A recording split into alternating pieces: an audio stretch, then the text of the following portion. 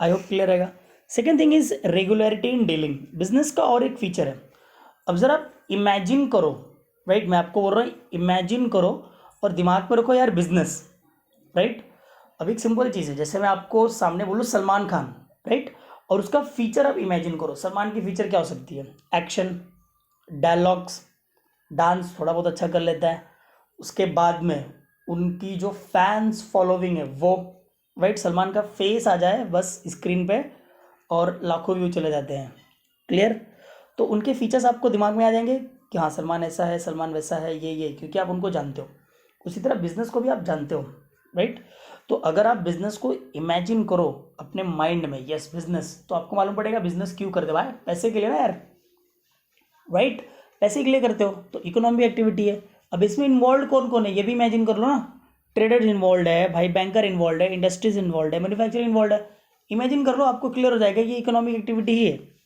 Second चीज, आपके साथ कभी ऐसा हुआ है, लॉकडाउन के पहले की बात कर रहा हूँ यार, लॉकडाउन के बाद तो ऐसा अमूमन होता ही रहता है कि कभी बिजनेस ओपन है कभी क्लोज्ड है, लेकिन इसके पहले की मैं बात कर रहा हूँ, बिफोर लॉकडाउन। अभी कभी देखा है कि बिजनेस कभी बंद हुआ हो, या उसने बोला यार आज तो छुट्टी है यार, मेरे संडे है, आज मैं आपको गुड्स नहीं सप्लाई करूँगा, आज आपको दूध नहीं मिलेगा, आज आपको चावल नहीं मिलेगा, आज आपके तो ये नहीं मिलेगा, मेरी तो छुट्टी है। दिवाली के दिन बाहर जाके निकलो कभी, तो क्या ऐसा क्या होगा कि दिवाली के दिन गुड सप्लाई ही नहीं होता है? इमेजिन करो, डेली बेसिस पे इमेजिन करो, daily, weekly, monthly, yearly, 365 days, leap year में 360 डेज, 366 डेज आपको बिजनेस रेगुलर मिलेगा, रेगुलर, राइट। डीलिंग्स रेगुलर होती रहती हैं, बाइंग एंड सेलिंग रेगुलर होगा, राइट। सो बिजनेस का सेकेंड फीचर, और that is very very important feature, है regularity in dealings, correct. Simple सा एग्जांपल बता देता हूँ, जैसे मेरे वीडियोस है, एक दिन, दो दिन, तीन दिन, अभी थोड़ा गैप हो रहा है तो आपको थोड़ी सी प्रॉब्लम हो रही। कुछ स्टूडेंट बोल रहे हैं सर लेक्चर्स कब आएगा, राइट, लेक्चर कब आएगा, क्यों? रेगुलरिटी चाहिए कि सर कंटिन्यूस पढ़ाओ ना, एक फ्लो टूट जाता है, राइट। तो मेरी प्रॉब्लम क्या है, ये मैं आपको ही बता देता हूँ कि मेरी प्रॉब्लम क्या है कि जॉइंट फैमिली है और सबके सब घर पे रहते हैं, तो आपको पता ही है जब घर पे रहते हैं तो उनकी बातें क्या होती है, पूरा इकोनॉमिक पॉलिसी डिस्कशन हो रहा होता है मेरे घर पे। अब मैं आपको पढ़ाऊंगा तो बैकग्राउंड में आपको अलग अलग आवाज़ें सुनाई देंगी, तो मुझे वो दिन देखना पड़ता है जब घर पे कोई ना हो, या लोग बाहर, ये डिस्कशन बाहर हो रहा हो और मैं घर पे शांति से वीडियो बनाऊँ। तो यार माफ़ करना इस इरेगुलरिटी के लिए, क्योंकि मैं रेगुलरिटी का पॉइंट पढ़ा रहा हूँ और मेरे ही वीडियोज़ में क्या होती है, इरेगुलरिटी होती है, जो कि अच्छी बात नहीं है, बट मजबूरी समझो मेरी। मैं अपनी तरफ से पूरी कोशिश करता हूँ कि जैसे ही मुझे टाइम मिलता है यार, चुपके से आके एक रूम में बंद होकर वीडियो बना देता हूँ। क्लियर? तो चलिए हम यहाँ पे डिस्कशन करते हैं। बोलोगे सर बहुत पका रहे हो आजकल, ठीक है, तो चलिए हम बात करते हैं रेगुलेटेड डीलिंग। आपको ये तो समझ में आया रहेगा कि बिजनेस एक्टिविटी क्या है, रेगुलर होने वाली एक्टिविटी भाई। आपको production, distribution, buying, selling regular होता रहेगा, ऐसा नहीं कि हम डिमांड ना करें, और ऐसा भी नहीं हो सकता कि लोग सप्लाई ना करें, क्योंकि सामने वाला आपको सप्लाई नहीं करेगा, आप क्या करोगे, दूसरे के पास शिफ्ट हो जाओगे। बोलोगे भाई तेरी इधर एक बार दो बार आके देख के तो गया, दुकान बंद रहती है यार, कभी गुड्स नहीं रहता है यार, तो मैं दूसरों के पास खरीद लेता हूँ। तो business activities carried out on regularly, it is not merely sell or exchange, but regularity or continuity of such a dealings that constitute business। सिर्फ और सिर्फ बाइंग एंड सेलिंग की बात नहीं हो रही, एक्सचेंज की बात नहीं हो रही, इसमें जो भी बिजनेस के डीलिंग्स है वो कंटिन्यूटी में होती रहती हैं, राइट। अब इसका मतलब समझो, यहाँ पे सिर्फ हम गुड्स को सेल करने की, एक्सचेंज करने की बात नहीं कर रहे हैं। जो प्रोड्यूसर गुड्स किसको सप्लाई करता है, होलसेलर को, होलसेलर किसको सप्लाई करता है, रिटेलर को, और रिटेलर फाइनली किसको देता है, कंज्यूमर को, करेक्ट।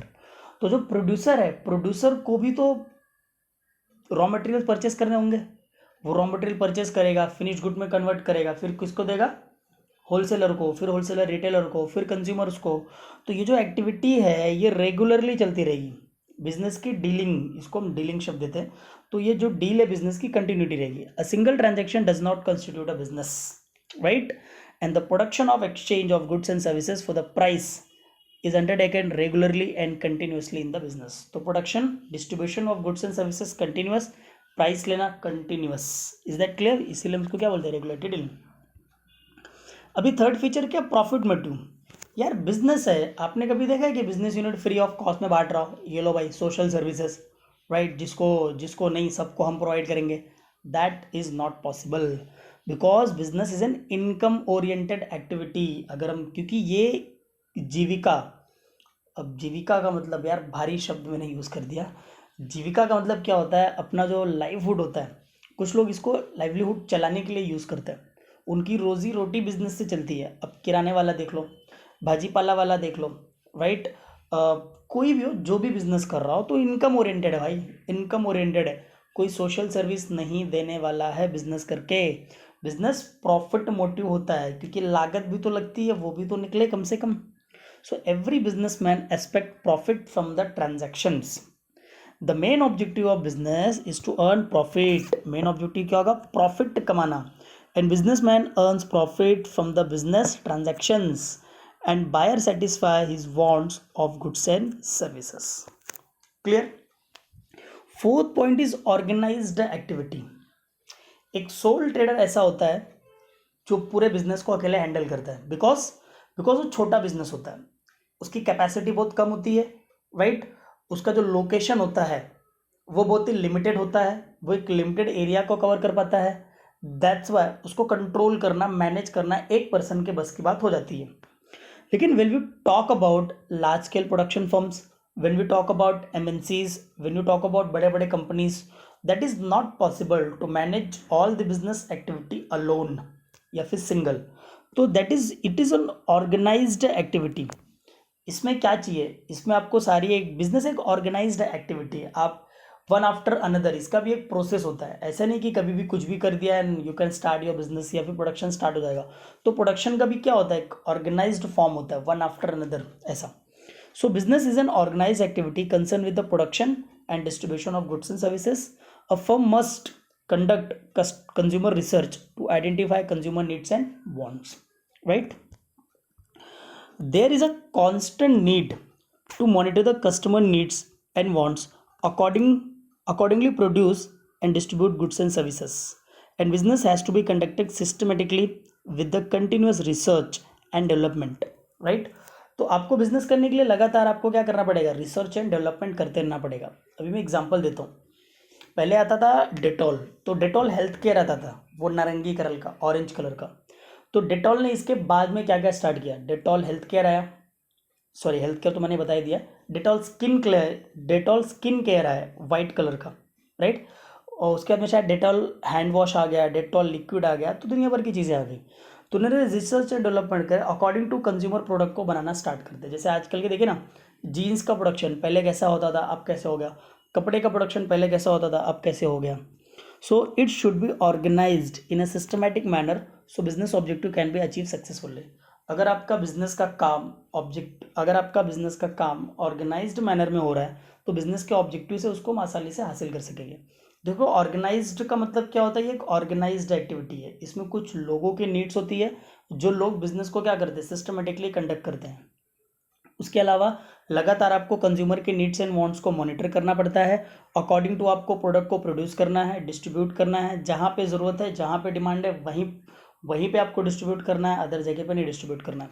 लाइक बहुत ज़्यादा कॉस्टली प्रोडक्ट जो होता है, वो आप एक ऐसे एरिया में नहीं डिस्ट्रीब्यूट कर सकते, या सपोज आपको मॉल ओपन करना है, तो झोपड़पट्टी के बाजू में मॉल नहीं ओपन कर सकते, राइट। रिसर्च करना पड़ता है, एरिया रिसर्च करना पड़ता है, कंज्यूमर किस टाइप का है, कंज्यूमर की थिंकिंग लेवल क्या है। तो ऑर्गेनाइज्ड एक्टिविटी है, लोगों की भी जरूरत पड़ती है, plus step by step you have to go with that. Okay, so next one is degree of scale. देखिए डिग्री ऑफ स्केल का मतलब क्या होता है कि कितने प्रमाण में वो प्रोडक्शन कर रहा है, बड़ा प्रोडक्शन, बहुत ज़्यादा स्केल में प्रोडक्शन करेगा या छोटे स्केल में प्रोडक्शन करेगा। So business can be undertaken variety of degree of sales, right, of operation. So some firm like sole trading concern may undertake a business small scale and that too in a local area, right। देख सकते हैं आप, इनका जो scale है production का बहुत छोटा होता है, बिजनेस का स्केल बहुत छोटा है। सोल ट्रेडर का बिजनेस का स्केल बहुत छोटा है, लिमिटेड बिजनेस करता है, लिमिटेड एरिया में करता है। However, some firm like Johnstone companies undertake the business in a large scale, even a global level। तो ये रही आपका डिग्री ऑफ स्केल। तो ये भी एक फीचर हुआ ना बिजनेस का, कि आपको याद समझ में आ रहा है नहीं आ रहा है, मुझे आप कमेंट करके बताइएगा। कि आप अपने बिजनेस में दिमाग में रखो। तो पहला पॉइंट है यार, ये तो इकोनॉमिक एक्टिविटी है। दूसरा पॉइंट क्या है, रेगुलरिटी इन डीलिंग। तीसरा पॉइंट क्या है, प्रॉफिट मोटिव होता है बिजनेस। चौथा पॉइंट क्या है, ये ऑर्गेनाइज एक्टिविटी है, इतना तो कंफर्म है। और पांचवा पॉइंट क्या है, डिग्री ऑफ स्केल भी इसमें होता है, राइट। सिक्स्थ यार ये तो होना ही है, राइट। कैसा ये इश्क है, अजब सा रिस्क है, राइट। तो ये बिजनेस भी है, जिससे जिसने बिजनेस से इश्क किया है उसको रिस्क भी तो लेना पड़ेगा ना, रिस्क तो इन्वॉल्व ही होता है। Isn't clear? क्योंकि अंबानी साहब ने जियो के लिए 2.5 लाख करोड़ का इन्वेस्टमेंट किया था, तो रिस्क लिया था। अगर प्रोडक्ट फेल हो जाता तो बर्बाद हो जाते, लेकिन सक्सेसफुल हो गया, लेकिन रिस्क इन्वॉल्व था। तो बिजनेस में दो चीज़ें आपको गिफ्ट में मिल जाती हैं। पहला चीज़ तो मिलेगा रिस्क, और दूसरी चीज़ मिलेगी अनसर्टेनिटी। बिजनेस में कुछ भी चीज़ सर्टन नहीं होती है, कुछ भी फिक्स्ड नहीं हो सकता है, कुछ भी हो सकता है, राइट। कल किसने देखा है, कुछ भी हो सकता है। So business activities are always risky and uncertain, right? And business likely to suffer huge loss due to number of possible reasons such as change in fashion, taste and preference, government policies, technology, recession in the economy, natural calamities. तो business uncertain है। देखिए आज का जो time है, किसको पता था कि कोरोना वायरस हो जाएगा, और किसको पता था कि पूरी इंडिया लॉकडाउन हो जाएगी। तो इसका नुकसान भी तो हुआ। देखिए कितने सारे बिजनेस बर्बाद हो गए, करोड़ों के प्रोडक्ट, करोड़ों के माल गोडाउन में सड़े सड़े पड़े पड़े सड़ गए, लॉस बहुत हुआ, राइट। लेकिन जैसे ही ये लॉकडाउन ओपन होगा, एक बार फिर से इकॉनमी रिवाइव करने की तरफ बढ़ेगी, फिर से ये जो रिसेशन आ रहा है इंडियन मार्केट में, एक बार फिर से रिकवरी की तरफ जाएगा, राइट। क्योंकि किसी शायर ने कहा ही है कि दुख के ये बादल है भाई, कब तक टिके रहेंगे, छट जाना है एक दिन, राइट। तो ये भी चला जाएगा। तो all business risk can't be insured, आप कुछ चीज़ों को इंश्योर्ड नहीं कर सकते। And business however can minimise risk through the proper foresight and planning.